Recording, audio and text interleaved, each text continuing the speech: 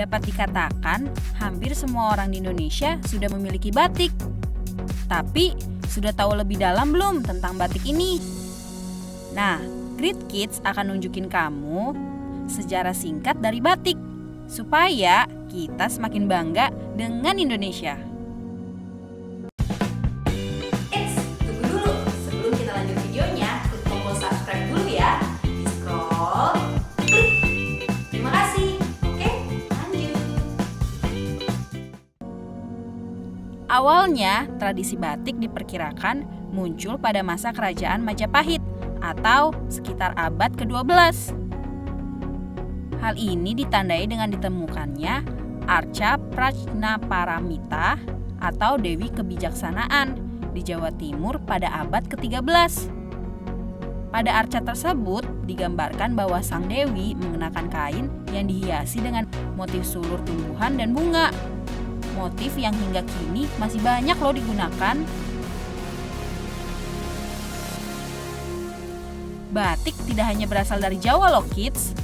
Sesungguhnya batik dapat dijumpai di berbagai daerah di tanah air loh kids. Seperti di Sumatera, Bali, Sulawesi, hingga Papua. Setiap batik dari masing-masing daerah juga memiliki ciri khas berbeda-beda dan juga mempunyai sejarah panjang yang berbeda-beda juga. Pada abad 1817, batik mulai dikenal di Eropa. Seiring terbitnya buku History of Java yang berisikan tentang tanah Jawa dan juga sejarah batik di dalamnya. Ini merupakan buku karya dari Sir Thomas Stamford Raffles, gubernur Inggris yang pernah bertugas di tanah Jawa. Selain itu, seorang saudagar menyumbangkan batik Jawa yang didapatkannya saat berkunjung ke tanah Jawa ke Museum Etnik di Rotterdam. Hal inilah yang membuat batik menjadi semakin dikenal di dunia.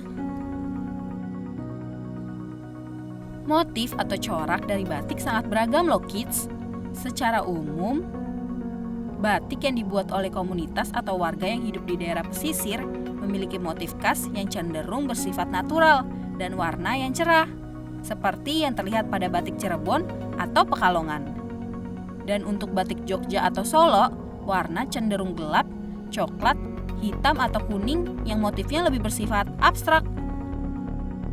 Motif-motif batik ini biasanya diwariskan secara turun-temurun dan memiliki makna tersendiri.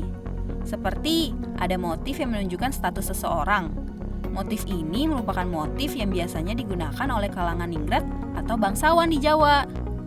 Walaupun batik sudah masuk dalam museum di Rotterdam, namun sampai abad ke-21, batik tetap tidak dikenal secara luas oleh mancanegara. Hingga akhirnya pada tahun 2009, batik mulai banyak digemari, terutama kalangan anak muda.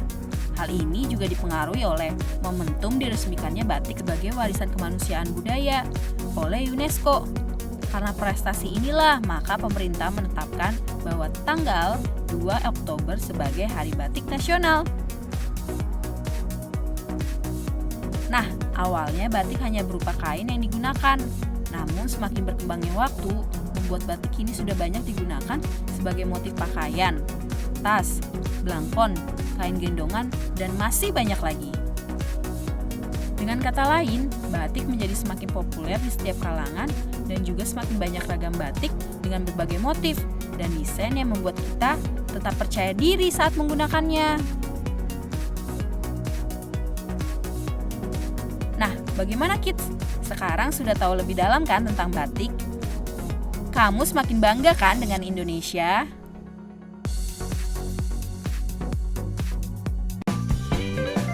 Sampai di sini dulu ya videonya. Jangan lupa like, komen, subscribe, dan share ke teman-teman ya kids. Bye-bye kids.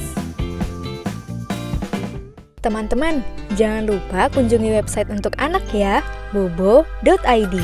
Like, komen, share, dan subscribe juga ke channel Bobo yuk!